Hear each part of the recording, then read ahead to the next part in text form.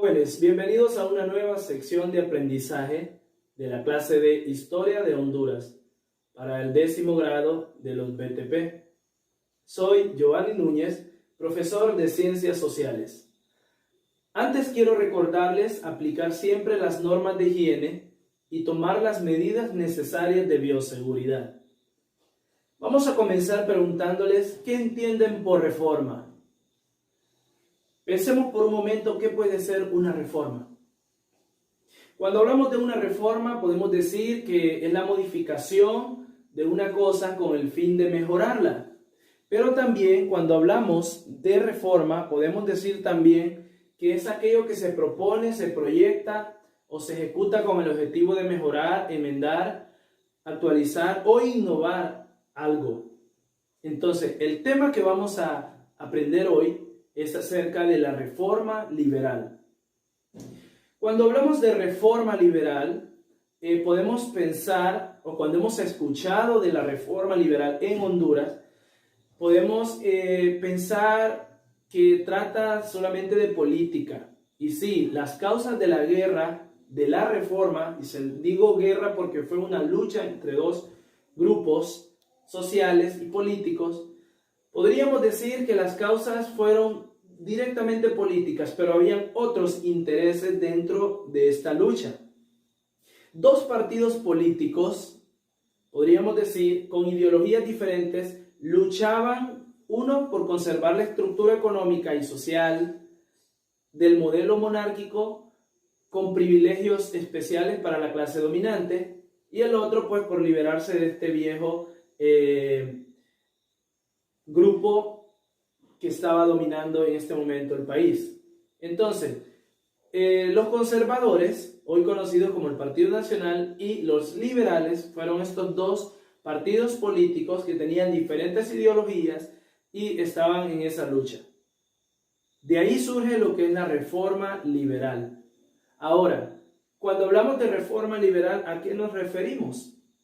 Podríamos decir que la reforma liberal es un proceso que se caracterizó por la formación de un mercado nacional, el desmonte de la sociedad feudal, aquella sociedad donde tenía el poder, había un monopolio en el comercio.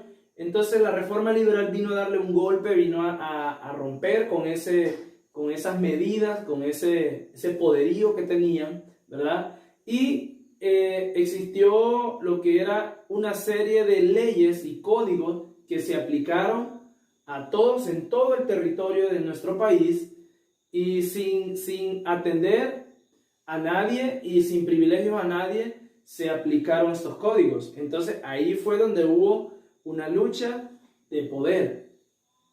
La reforma liberal nace en Honduras. Sí, por eso se llama reforma liberal en Honduras, pero no fue la idea creada en Honduras. La idea creada en Honduras comienza con el ascenso al poder de Marco Aurelio Soto. El 27 de agosto de 1876, el presidente Marco Aurelio Soto y Ramón Rosa, el secretario general de él, fueron los principales ideólogos del reforzamiento o el reformismo liberal en Honduras. Podríamos decir que en Guatemala, en 1871, se estaba llevando a cabo una lucha y Marco Aurelio Soto estaba dentro de esa lucha. Entonces, Marco Aurelio Soto y Ramón Rosa luego llegaron a Honduras con esta idea. La reforma liberal, gracias a Marco Aurelio Soto y su secretario Ramón Rosa, vino a cambiar muchas cosas en nuestro país. Por ejemplo, entre estas se pueden destacar las siguientes. En el ámbito político, por ejemplo. En lo político existió la separación de la Iglesia y el Estado. Si ustedes han escuchado anteriormente, como lo mencioné anteriormente, Francisco Morazán estaba interesado en ayudar a la población, al pueblo, al más necesitado, porque este grupo social, político, que habían aplicado ese monopolio, estaban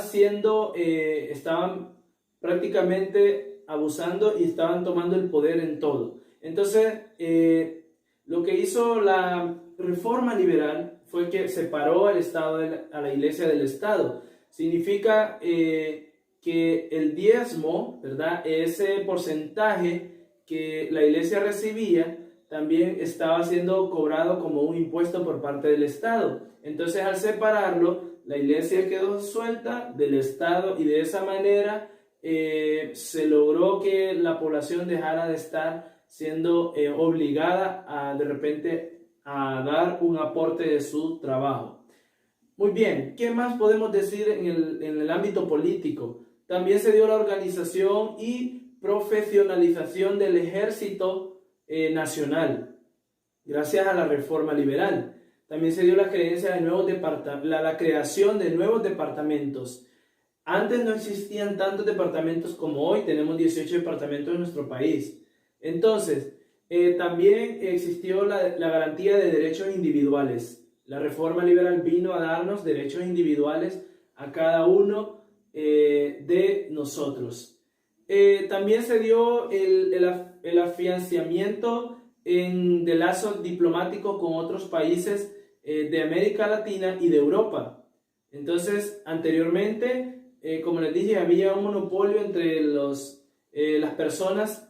En el ámbito jurídico, podremos decir que existió, gracias a la reforma liberal, la elaboración y reforma de nuevos códigos civil, de procedimiento de comercio, penal y militar y de aduanas. También se dio la constitución de más armónicas de la época. En el aspecto educativo, podemos decir que surgieron nuevas leyes de la educación. Surgió la educación primaria, laica, gratuita y obligatoria. Antes estudiar era difícil, no tanto por lo complicado de las asignaturas, sino por lo económico. Las personas que no tenían riquezas, los que no tenían muchos recursos económicos, no podían estudiar, era difícil. Entonces la reforma liberal viene a dar una educación primaria laica, gratuita y obligatoria para toda la niñez de nuestro país. También se dio lo que son la formación de maestros profesionales, trayendo profesores desde Guatemala y Cuba, de esos países que estaban más desarrollados. Se trajeron profesores y prepararon a otros docentes del país y se fue mejorando la educación.